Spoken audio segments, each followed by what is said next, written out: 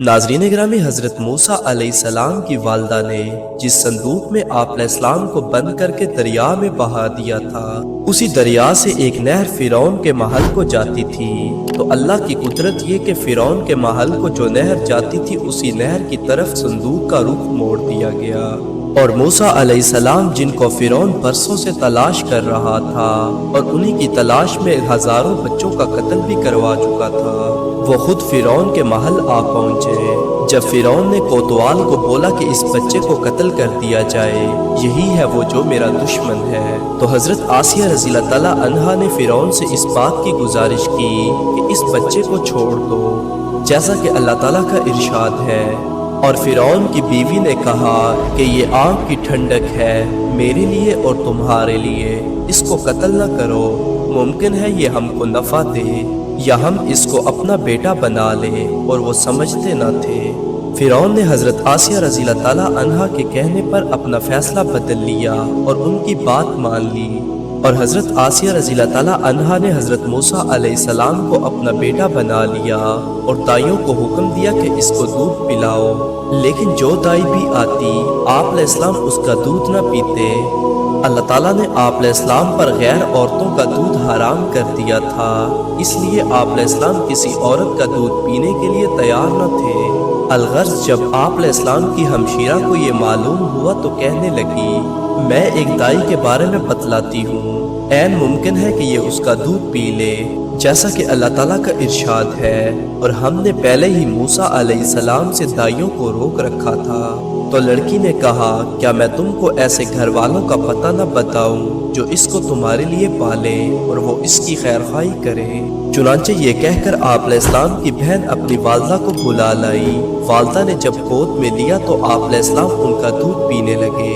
फिरौन ने आप अलैहिस्सलाम की वालदा के लिए एक अशरफी रोजाना की बुनियाद पर मुकर्रर कर दी और कहा कि इस लड़के को यही दाई दूध पिलाती रहे। अल्लाह ताला ने इस तरह आप अलैहिस्सलाम की वालदा के साथ किया हुआ वादा पूरा किया कि अभी तू उसे दरिया में डाल दे, फिर हम तुझे वापस दे देंगे। इस तरह बच्चा आप अलैहिस्सलाम की वालदा के हवाले कर दिया गया।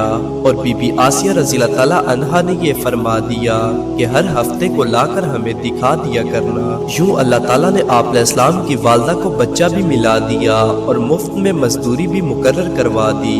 अब माँ का ये मामूल था कि हर हफ्ते बच्चे को फिरौन के दरबार में ले जाती और मुलाकात के बाद उनको अपने साथ वापस ले आती।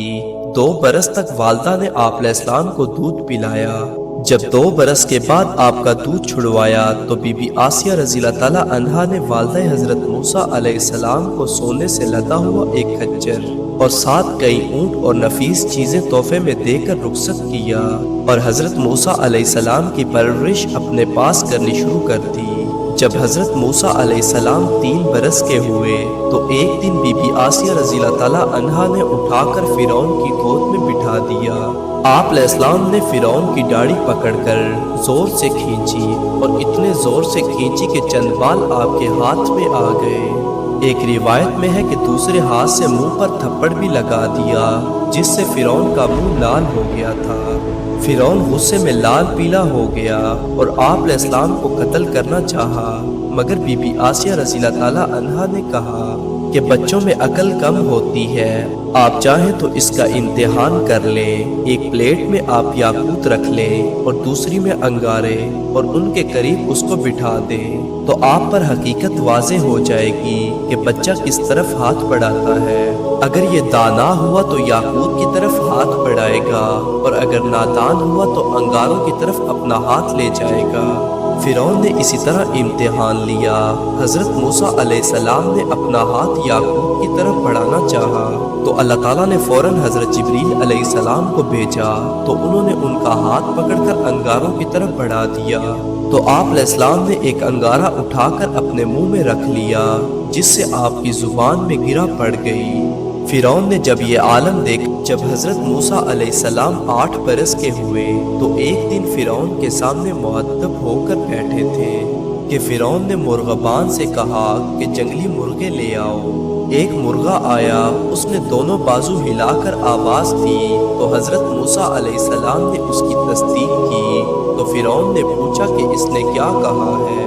جس پر آپ علیہ السلام نے جواب میں فرمایا کہ اس نے اپنے رب کی تسبیح بیان کی ہے، لیکن دائرۃ المعارف میں ہے کہ حضرت موسیٰ علیہ السلام نے کہا کہ یہ مرغا کہتا ہے کہ پاک ہے وہ ذات جس نے چرواہے کے لڑکے کو دراز مدت تک دولت و حشمت سے سرفراز اور طرح طرح کی نعمتوں سے ممتاز کیا، حالانکہ وہ ہر نعمت کی ناشکری کرتا ہے۔ فرعون نے کہا یہ تو نے اپنے پاس سے بات بنائی ہے۔ تو حضرت موسیٰ علیہ السلام نے پھر اس مرغے کو بلایا اور وہ فوراً آ گیا۔